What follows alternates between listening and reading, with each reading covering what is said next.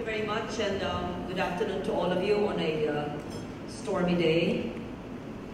I'd like to greet Mr. Jeffrey Taraya, Chairman of the League of Corporate Foundations, Ms. Natalie Christine Jorge, Vice Chairperson, all the members of the Board of Trustees and Advisory Council members, all the corporate foundations represented here today.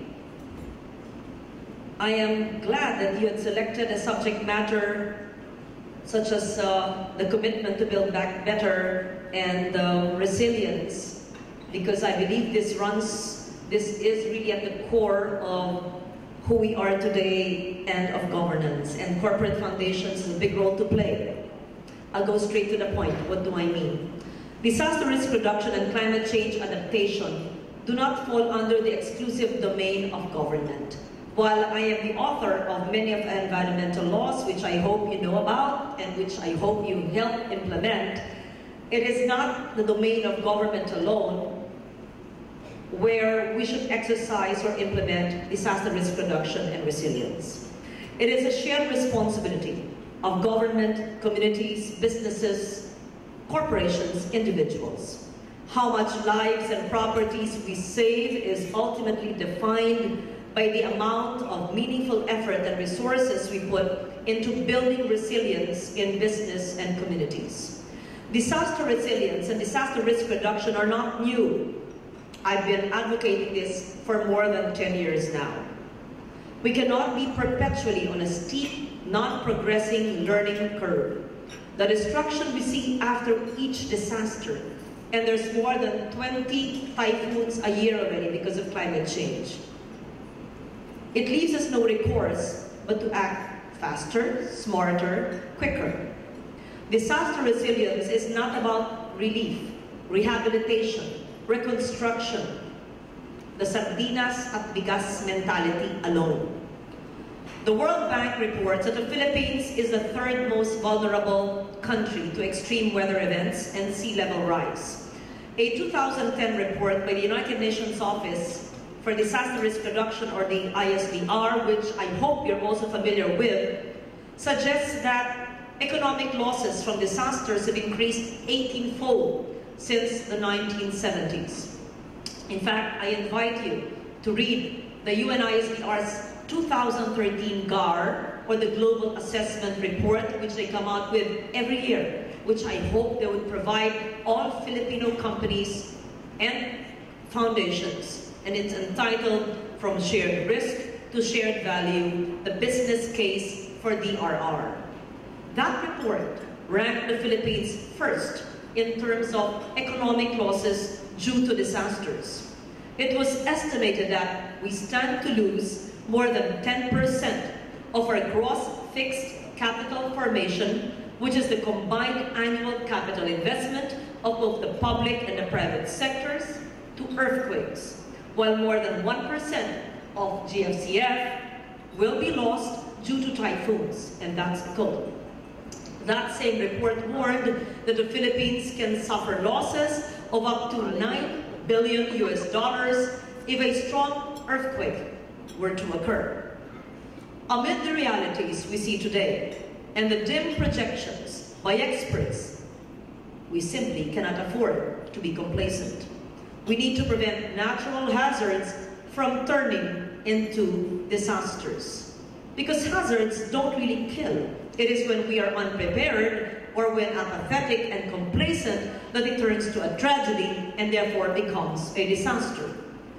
Before Typhoon Glenda made landfall, weather bulletins were given. They were given out regularly. Warnings of storm surges were sent out early. Lesson learned. The local government units heeded these advisories and enforced the preemptive evacuation of families living in coastal communities. With 98 recorded deaths, 630 injured, 5 people missing, we clearly need to do more. Zero casualty, just like in Albay, is a goal we must strive to achieve. For anything less means surrendering the fate of others to the wrath of nature. If you try to look at the 98 who died, some died drowning, some died because they were electrocuted, others died because they were out of their homes. if we take these warnings to heart. If some were out in the sea fishing, why were they allowed? If you were out of your home and a tree fell on your head, it was signal number 3. So dapat sineseryoso natin ang mga early warning systems. Still today, some parts of Luzon remain to be without power. Even Metro Manila is not spared from rotating brownouts. A number of cities and municipalities have kept schools closed. Can you imagine the situation we would be in if Glenda had been more punishing and more severe? And I'm just talking about Glenda. I don't have to talk about Yolanda. I don't have to talk about Ramil and Santi and Pablo and Sendong and Ondoy and many more. All these are telltale signs that we also need to build resilient infrastructure and facilities for education and community services.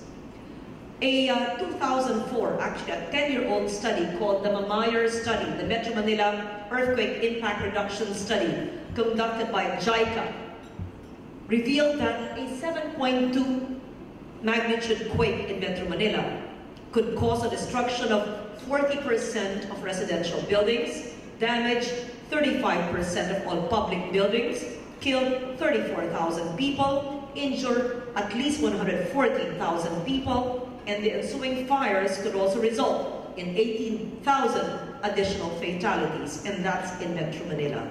That's like the end of the world for us. And that is a reality that could happen anytime. Because as a Mamayer study would state, we have gone through that cycle where this quake could happen between now and 100 years from now.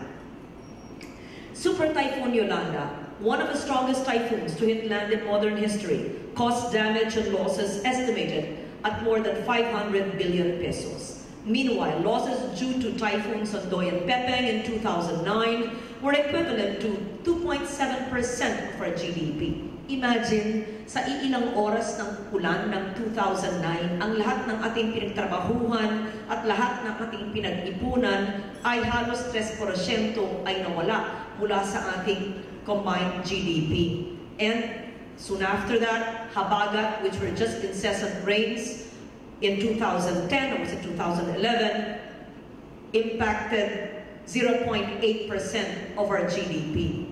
And Yolanda is much, much more than that. Globally, the impact of disasters are staggering, with total projected annual losses from earthquakes and cyclone wind damages alone estimated at $180 billion. The 2013 Global Assessment Report cited that the private sector makes 70 to 85% of overall investment in most economies, underscoring the immense risks businesses face in times of disasters. The private sector is encouraged to address disaster risk through business continuity planning, or BCP, which I'm certain you know about, which reflects the corporate strategy on how to swiftly bring back to operations after each disaster. However, this is only one part. The United Nations Office for Disaster Reduction recently launched the RISE initiative to, and I quote, mainstream disaster risk reduction into corporate planning and investment decision-making. This means awareness is one part of the equation, and doing something to build resilience is another. Mainstreaming resilience in the value chain is a must for businesses. Micro and small and medium enterprises, MSMEs, are especially encouraged to develop BCPs because disaster impacts, such as destruction of road infrastructure, bridges, and local facilities, have drastic impacts on the MSMEs. The business sector is also encouraged to conduct and share risk assessment and best practices of their companies to establish effective and efficient early warning systems and disaster plans in the respective corporations, and to engage in advocacies that will protect our ecosystems, among other actions. In the post-Hayan Tacloban Declaration, for example, which was the outcome of the 3-day ASAM conference just recently, convergence among various stakeholders was flagged as an essential element of DRR and management efforts. The declaration calls for the incorporation of DRR in development efforts, in economic strategies, and financial decisions. It cited the role of science and technology in building resilient infrastructure and socio-economic systems. The declaration also directed attention on vulnerable groups, women, children, the elderly, the differently able, and the indigenous communities in the light of their vulnerability to the impact of disasters. We need to build back better by ensuring that effective measures to reduce risks are incorporated in the rehabilitation and in the reconstruction of disaster-stricken communities. Financial tracking mechanisms, such as the Philippine government's Foreign Aid Transparency Hub, or FAITH, needs to be put up to promote trust and confidence of the donor community and the beneficiary community.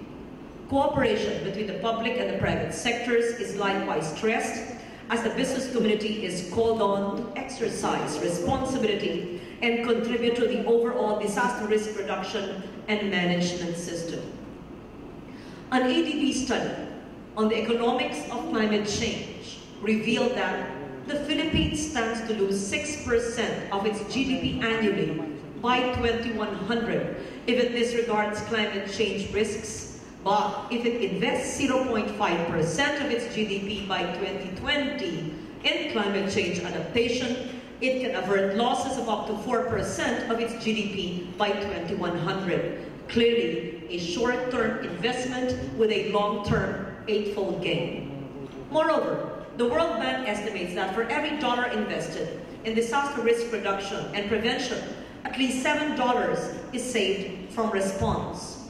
Companies with best practices managing the risks produced earnings that were 40% less volatile, while average property loss is 20 times larger for companies with weak risk management practices. The benefits of preparing and building resilient businesses and communities clearly outweigh the investments in disaster resilience and reduction efforts. In closing, I wish to stress that the role of business in building back better and in mainstreaming DRR and resilience, safer, stronger, goes beyond corporate social responsibility. Building resilience is a crucial factor that will define the success and the survival of an enterprise. In return, healthy businesses can drive growth in communities, thus generating ripples of benefits for the country at large. We need to end this cycle of poverty, of disaster and poverty. We need to put an end to the costly and exhausting pattern of providing relief goods and rebuilding structures on the same locations where houses once stood. We must all learn to build back stronger, build back wiser. It is time that businesses lead our communities in undertaking preventive investments. This will not only save lives, it will mean long-term savings for businesses. I hope that you have understood what I've said, but I will also exemplify and operationalize what I mean. Earlier when I arrived, I was telling the two officers of the LCF, do you actually segregate waste at source, recycle, and compost, which is the core of RA 9003, which is a solid waste management law, which I authored since 98, and enacted into law in 201. Lahat ba ng ating 42,000 barangays at ang ating mga komunidad ay naghihiwalay ng basura sa nabubulok at hindi nabubulok. Sana ito'y gawin advokasya ng LCF. Pangalawa, tayo ba sa ating mga komunidad, mga barangay, subdivision, villages, towns, municipalities, cities, provinces, regions, do we actually, before we develop housing projects, before we purchase a real estate property, before we build our homes, do we actually refer to a Mines and Geosciences Bureau map on geohazards or multi-hazard map? Do we actually see, are we under a purple area, a red area, a blue area, or a yellow area? Do we actually use our personnel, our resources into cleaning our esteros and our canals? Do we actually prune our trees when there is a warning of a typhoon signal or even before these warnings come? Do we actually listen to early warning systems or institute our own early warning systems in our respective communities, our respective corporations and foundations? In short, I can go on and trying to operationalize what DRR means. These are big words and big concepts, and we have already enacted all the important laws possible, from the Climate Change Act of 2009 to the NGC Law of 2010 to the People's Survival Fund of 2012 to the Solid Waste Management Law way back in 2001. However, if it is not operationalized on the ground, however, if it is not embraced by the 100 million population, if it is not implemented by private business, corporations, by the people themselves, then all these talk of all these conferences we hold will be to naught. And so the challenge before us today is to embrace DRR as a way of life.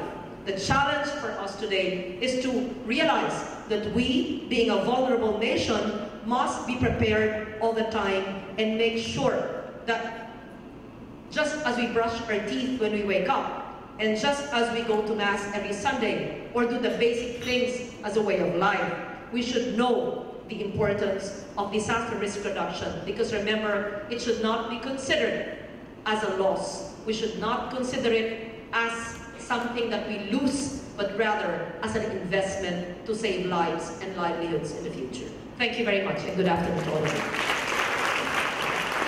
Thank you for that.